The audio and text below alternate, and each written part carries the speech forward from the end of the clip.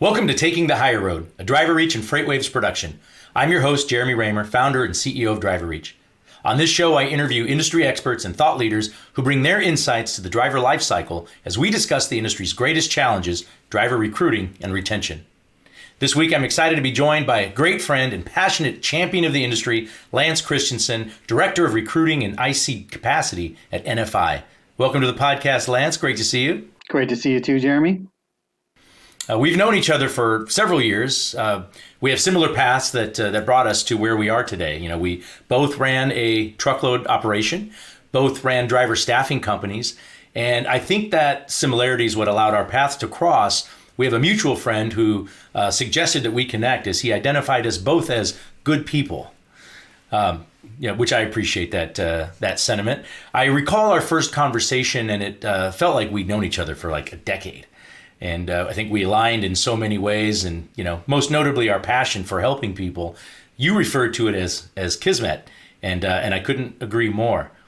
Now, I usually start off with a true or false question, but in this case, I'd like to start with a trivia question. Are you ready? Sure. All right. Which famous American business icon is noted for the following quote regarding hiring? "We look for intelligence, we look for initiative or energy, and we look for integrity.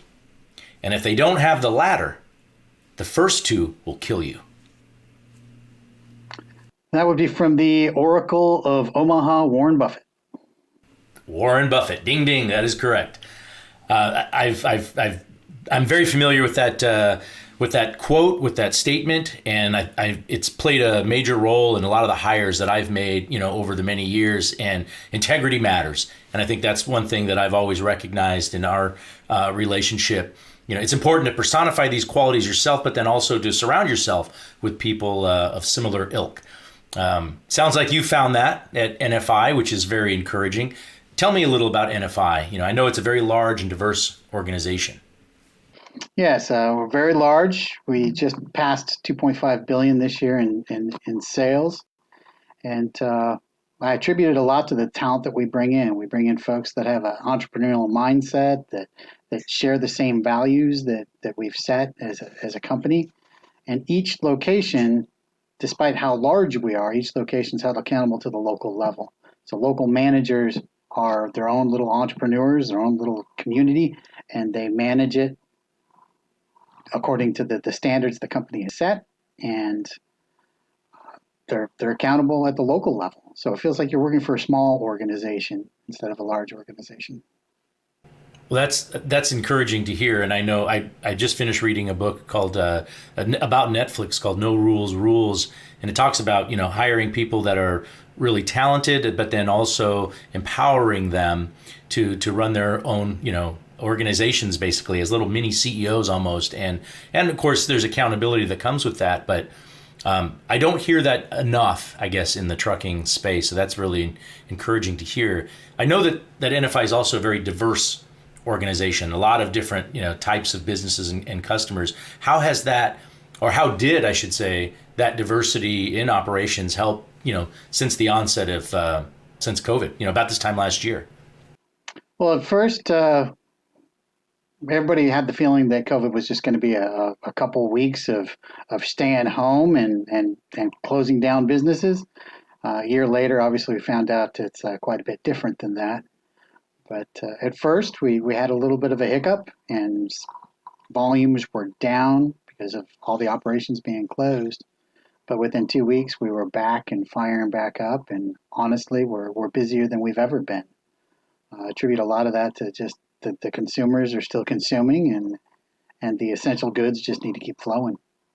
Yeah, it's been a crazy year, no question. Now you're approaching 3 years at NFI. I recall our conversations leading up to that decision to uproot your family from Chattanooga and move to New Jersey to lead their recruiting department. How has that transition been? And before you answer that, I would say, I'm a bit of a history nerd. I really love American history. As you can see, over my shoulder here, lots of U.S. history books. So kind of a little bit envious that you're surrounded by, all that American history. It was pretty amazing. my heart will always have a place in Chattanooga because Chattanooga is just an awesome city. But you can't deny, you and I both share that we're history buffs.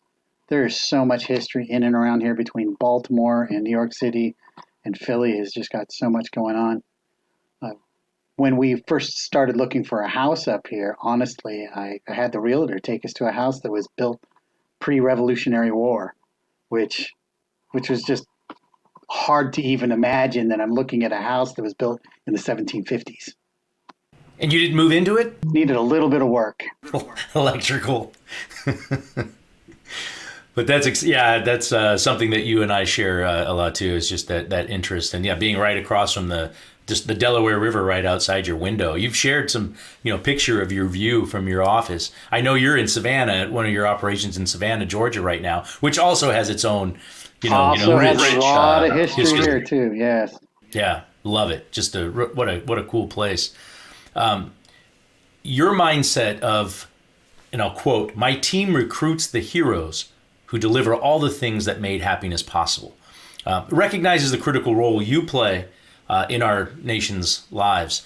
What is it about recruiting that you enjoy the most? I just like changing the lives of people for the better. For the most part, I mean, when we uncover drivers that are in situations where they're employed or where they're running their small trucking companies, and we bring them into NFI, it inevitably just changes their lives for the better. The home time and the quality of life they get delivering essential goods versus free market freight, it's quite a bit different. They understand their schedules. Everything is more predictable, and you can budget better. So the drivers really seem to like that. Well, your passion towards that is infectious, and for the past few years, especially at Christmas time, I'm always encouraged to see the Truckerfied night before Christmas. It's the kind of the perfect reminder during that time of reflection that all of this is still possible because of the great industry we're in.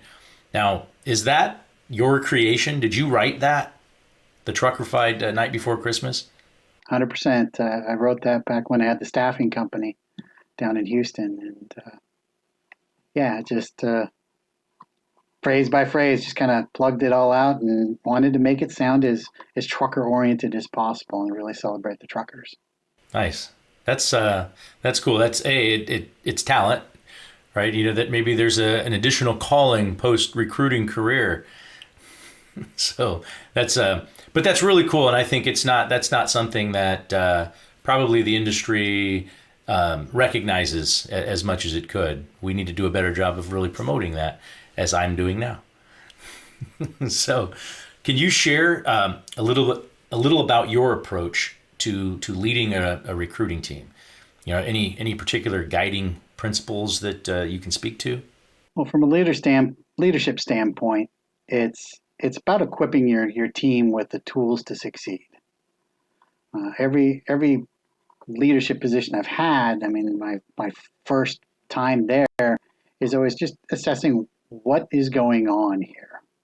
What do we have asset wise? What do we have strength and ability wise? And then just giving them the tools to use the strengths and abilities they have to succeed. You build the right team with the right people and give them the right tools, and success happens. Now, it's clear in every conversation I'm having, it's harder today than I've ever seen it, to recruit and retain drivers. How are you adapting, in that increasingly challenging environment, especially with the backdrop, of the pandemic? Well, the big thing is encouraging your team to always be on the lookout for anything and every possible way that we can distinguish ourselves from the competition.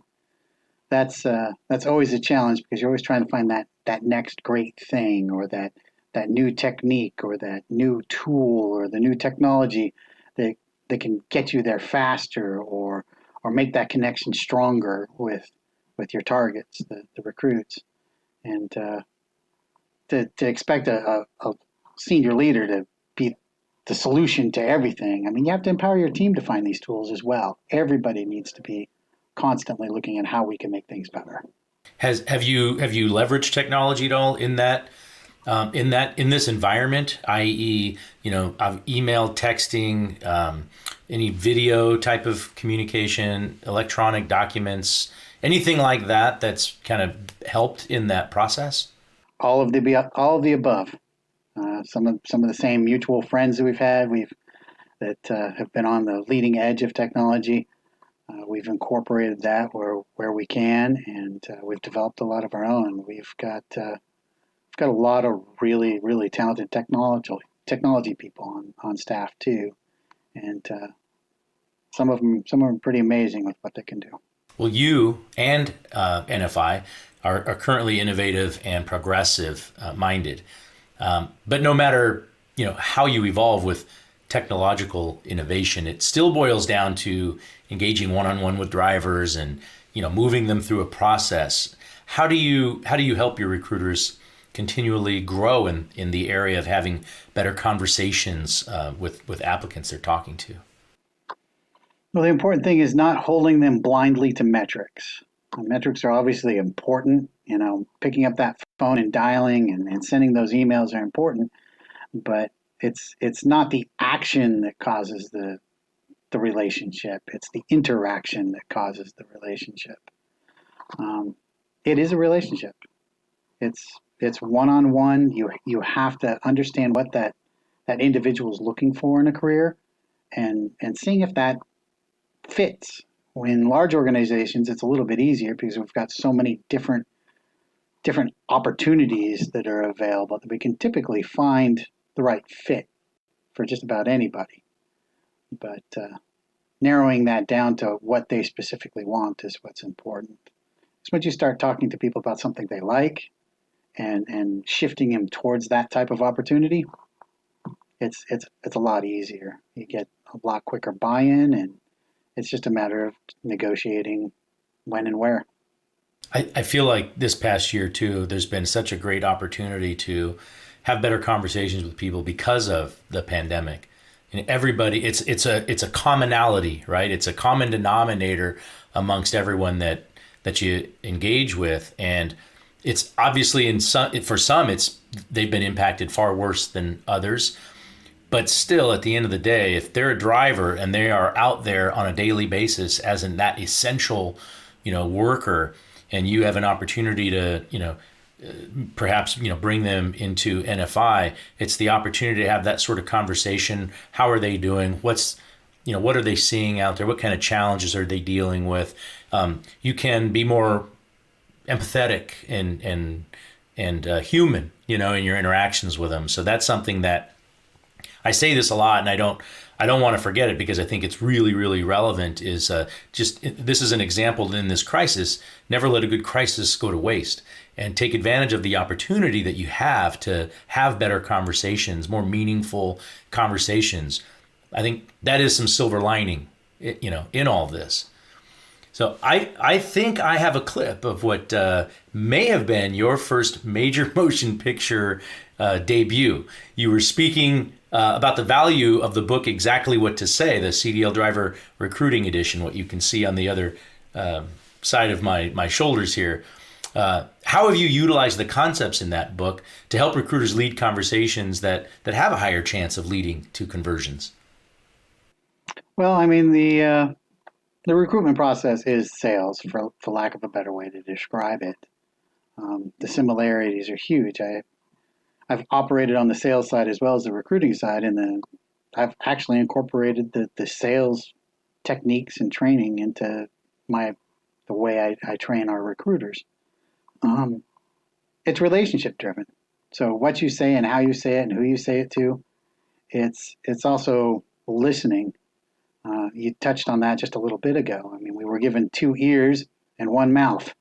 If you're not listening to what the driver has to say, how can you possibly hope to describe to them what it is you have that fits what they're asking for?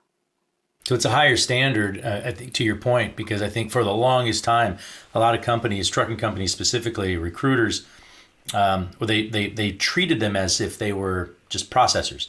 They answer the phone, they have a cheat sheet, you kind of highlights about what the company is, and And instead of actually, to your point, it's sales.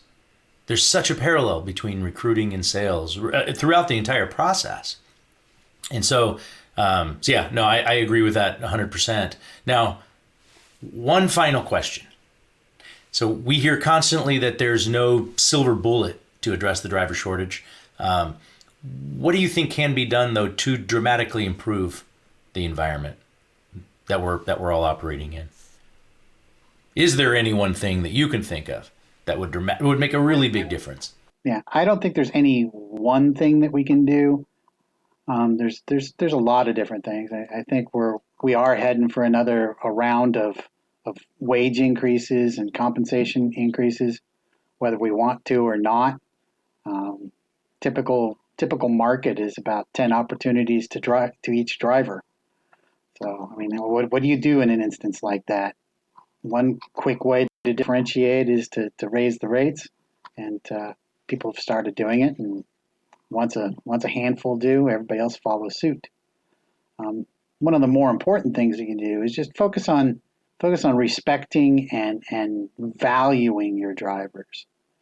If you recruit like the Dickens, but you can't retain your drivers, and you don't treat your drivers with respect, and you keep driving them off, all the recruiting in the world is not going to solve your problem.